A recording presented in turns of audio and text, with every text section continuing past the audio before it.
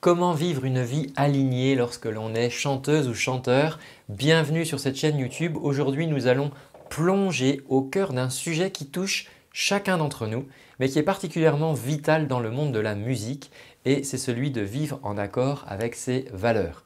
Pourquoi est-ce que c'est si important? Surtout pour toi qui es artiste, créateur, chanteur. Imagine un instant, tu es sur scène, tu as le micro à la main, tu te sens vibrant au rythme de cette musique, mais au-delà de cette musique et de ta prestation, ce qui va résonner avec le public, c'est ton authenticité.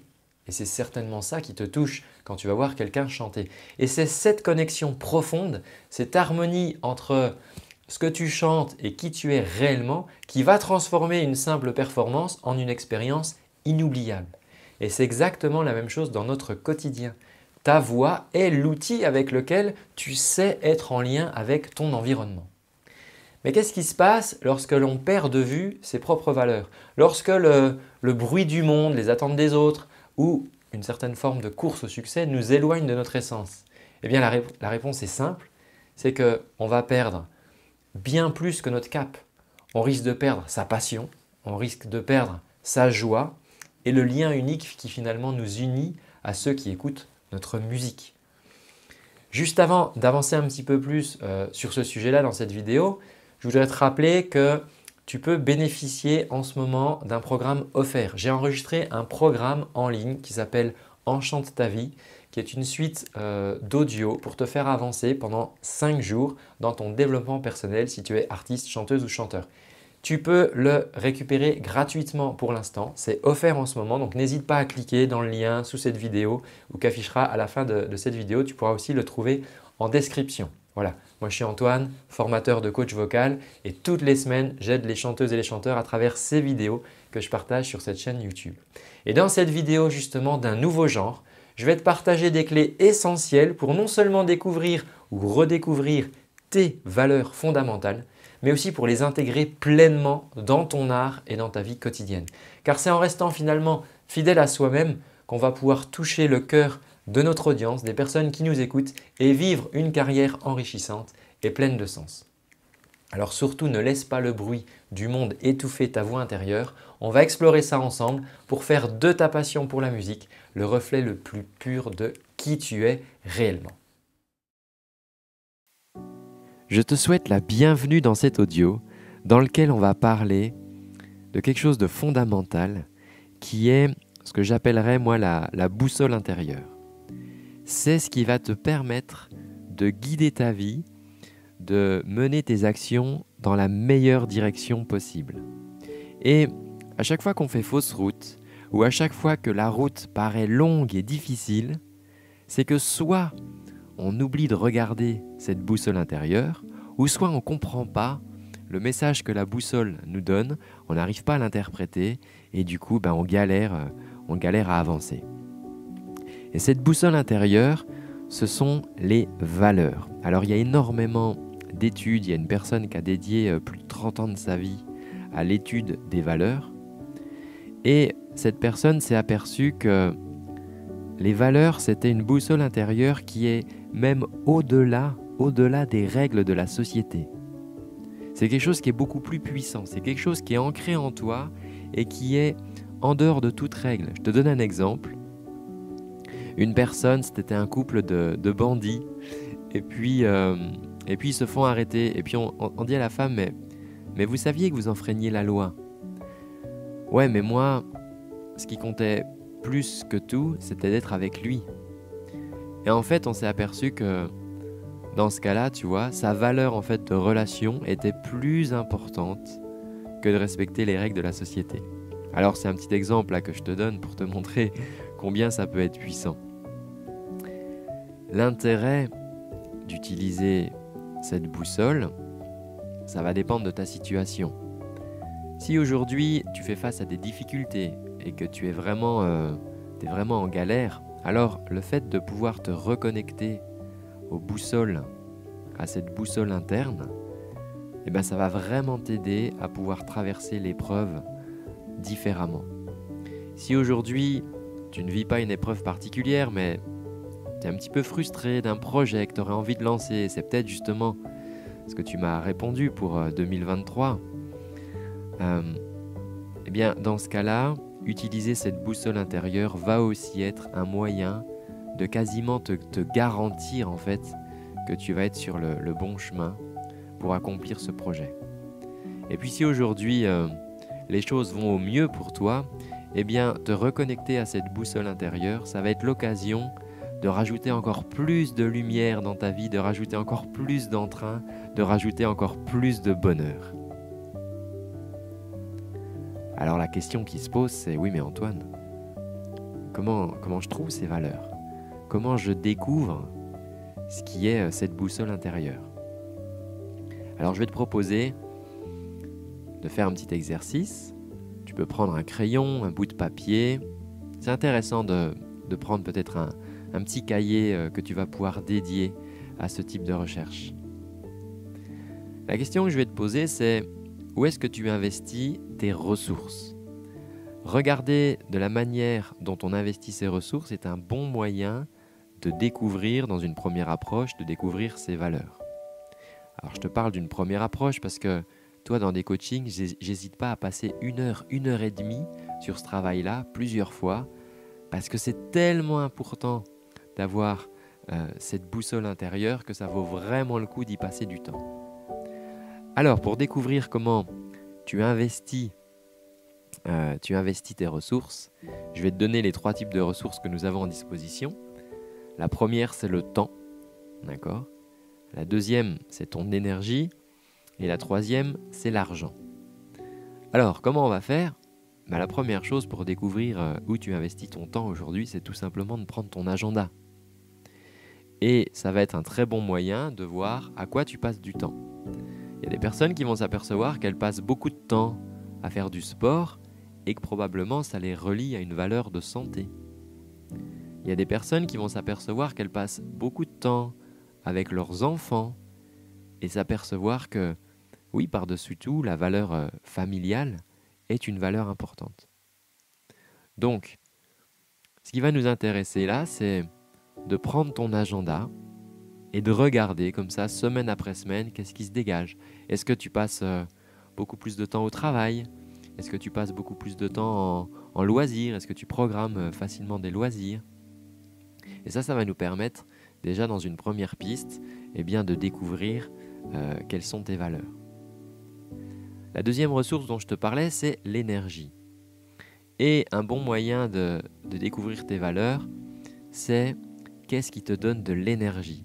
Qu'est-ce qui, quand tu en parles, te donne de l'énergie, te fait monter en énergie et fait que, même s'il était minuit, 1 heure du matin, tu es fatigué, tu as envie de rentrer et tout d'un coup, il y a quelqu'un qui te lance sur un sujet et toi, tu as ton énergie qui remonte et c'est toi qui vas parler jusqu'au bout de la nuit de ce sujet qui te passionne. Il y a des personnes comme ça qui vont parler de leurs enfants, de leurs études, des projets qu'ils ont faits, qui peuvent en parler toute la journée. Il y a des personnes qui peuvent parler de leur musique toute la journée. Et ce qui est important là, voilà, c'est de découvrir qu'est-ce qui te donne de l'énergie quand tu en parles. Et puis à l'inverse, ce qui va te plomber ton énergie, là on va savoir que c'est pas forcément ta boussole. Ce qui va être intéressant là-dedans, c'est si tu croises ton agenda avec ton niveau d'énergie, certaines personnes vont peut-être se rendre compte, ça a été mon cas à un moment, qu'elles remplissent leur agenda ou elles se font remplir l'agenda de tâches qui leur bouffent de l'énergie, qui leur prennent de l'énergie. Et là, ça veut dire qu'il y a certainement des choses à changer. Donc cette deuxième ressource, c'est l'énergie, et là tu vas pouvoir regarder comment tu l'investis. La troisième ressource, c'est dans notre société moderne, ça va être l'argent. Et l'exercice tout simple va être en fait d'éplucher tes comptes en banque et de regarder où part ton argent. Où est-ce que tu investis ton argent ? Des personnes vont s'apercevoir qu'elles investissent leur argent dans des voyages. Elles investissent leur argent dans de la formation. Elles investissent leur argent pour des loisirs avec la famille. Et c'est une très bonne source de recherche de regarder les comptes en banque. Moi, je vais te donner un exemple. Au moment où mon agenda était rempli de tâches qui me pompaient littéralement mon énergie, eh bien c'était intéressant de voir qu'à ce moment-là, je dépensais énormément d'argent dans du matériel musical par exemple. Parce que j'étais frustré de ne pas avoir le temps d'en faire. Ce que je faisais me pompait de l'énergie et du coup je réorientais ma ressource argent sur acheter beaucoup de matériel musical alors qu'en fait j'en faisais très peu. Et donc ça va être intéressant d'analyser ces trois ressources, le temps, l'énergie et l'argent, pour voir quelles sont tes valeurs. Fais vraiment cet exercice, sinon ça ne servira à rien que je t'envoie cet audio aujourd'hui. Il faut que tu comprennes, c'est que quand tu es dans tes valeurs, tout est facile, les choses sont justes quand tu es dans tes valeurs. Et à l'inverse, quand tu n'es pas dans tes valeurs, les choses ne sont pas justes. Je vais te donner un exemple. Des musiciens qui se réunissent tous les dimanches pour faire un groupe. Ça se passe super bien. Et puis à un moment, il y en a un qui dit « super, on va peut-être signer un contrat, on va pouvoir faire plus de concerts, on va pouvoir… » Et là, il voit que ça ne réjouit pas forcément tous les musiciens. Et en général, c'est là qu'on s'embrouille, c'est là que les gens ne se comprennent pas et que le groupe casse. C'est un exemple que je te donne dans la musique parce que je connais bien cet exemple-là. Et en fait, ce qui se passe, c'est que quand on analyse cette situation à travers le filtre des valeurs, on s'aperçoit que pour une partie des musiciens qui avaient une valeur de relation, une valeur sociale, relation sociale, amitié forte, eh bien le fait de se réunir tous les dimanches avec des amis, avec les copains, c'était ça leur cadeau. C'était ça leur cadeau, c'était ça leur réussite. C'était de tous les dimanches pouvoir s'accorder un moment de partage avec les amis. Mais pour un autre, qui avait plutôt une valeur de succès, qui souhaitait faire connaître la musique au plus grand monde, finalement, le fait de se réunir tous les dimanches, c'était pas ça le cadeau. Le cadeau, c'était de pouvoir décrocher le contrat et de pouvoir avancer dans ses projets musicaux. Et c'est là où les gens, du coup, n'arrivent plus à se comprendre parce qu'ils se forcent à essayer de vivre dans les valeurs de l'autre. Et là, ça fonctionne pas. Retiens bien ça, c'est qu'à chaque fois que tu te forceras toi-même ou tu forceras quelqu'un d'autre à faire des choses qui vont contre ses valeurs, ça se passera mal tôt ou tard. Je te donne un exemple, une personne signe un contrat avec un commercial et puis elle s'aperçoit qu'en fait elle s'est fait rouler, que c'était bien trop cher, elle a manqué de renseignements et donc elle a un délai pour annuler le contrat. Et bien il y a des personnes qui, parce qu'elles ont une valeur de loyauté forte et de dire non, j'ai donné ma parole, elles ne vont pas activer cette clause de garantie du fait qu'on puisse annuler le contrat. Elles ne vont pas le faire alors qu'elles savent qu'elles sont en train de se faire rouler, mais c'est tellement trop difficile pour elles d'aller à l'encontre de cette valeur de loyauté et de parole donnée qu'elles sont prêtes à sacrifier leur argent par rapport à cela. Alors qu'une autre personne qui ne serait pas fortement attachée à cette valeur de loyauté aurait aucun problème à résilier le contrat en disant ça ne me convient plus, nous pouvons stopper ce contrat. Donc, tu vois encore à travers cet exemple que c'est vraiment très important de respecter ses valeurs. Moi-même, j'ai fait l'erreur à plusieurs reprises de ne pas respecter mes valeurs. J'ai une valeur de créativité qui est très forte. La créativité est quelque chose de si important pour moi que c'est allé entamer ma santé. Je me suis retrouvé à plusieurs reprises à me retrouver dans des situations où je ne pouvais absolument pas exercer ma créativité. Ça a été le cas pendant mes études de médecine, par exemple, parce que, en médecine, il ne faut rien inventer, si tu veux. Il faut apprendre le corps humain, c'est-à-dire que tu ne vas pas inventer des muscles qui n'existent pas. Il va falloir les apprendre, et c'est tout ce qu'on te demande dans les premières années de médecine, c'est apprendre et rabâcher, entre guillemets, ce que tu dois ingurgiter. Et cette valeur de créativité, elle était tellement faiblement nourrie que mon corps m'a donné des signes et j'ai commencé à tomber malade et j'ai commencé à tomber lourdement malade jusqu'à devoir même abandonner en fait ces études de médecine. Et j'avais un petit indice à ce moment-là, mais je ne l'avais pas compris, je l'ai compris un petit peu plus tard. Et donc c'est vraiment important que tu fasses ce travail. Et en réalité, faire les choses à travers tes valeurs, tu sais déjà le faire. Tu as déjà réussi à le faire parce que tu as déjà eu des réussites. Il y a déjà des choses que tu as réussi à faire dans ta vie, dans tout domaine, hein, dans tout domaine de vie, que ce soit professionnel, personnel. Mais en fait, tu l'as peut-être pas encore identifié. Et le fait que tu puisses identifier ça, alors ça va vraiment te donner énormément d'avantages d'identifier en fait ces valeurs profondes qui te drivent en fait, qui sont les boussoles de ta vie. Parce que là, tu vas vraiment, vraiment pouvoir avancer plus loin, avancer plus vite, avancer différemment. Voilà, alors je t'invite à vraiment faire ce travail. Fais cette liste, où est-ce que tu investis ton temps.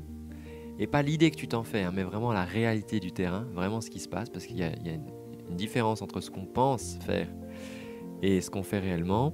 Je te donne un exemple d'une personne qui me disait toujours « Ah ouais, moi je suis sportif, ouais, moi je suis sportif », mais en fait, elle faisait jamais de sport. C'est-à-dire que dans sa tête, ouais, elle avait l'esprit d'un sportif, elle avait fait du sport, mais aujourd'hui dans sa vie, elle en faisait absolument plus. Donc on cherche vraiment la réalité, d'accord ? Où est-ce que tu investis ton énergie et qu'est-ce qui te donne de l'énergie et où est-ce que tu investis ton argent, d'accord ? Donc voilà, je te laisse, fais ce petit exercice, fais cette petite liste et tu verras que de pouvoir te connecter à ces boussoles, ça va vraiment, vraiment changer la donne pour toi.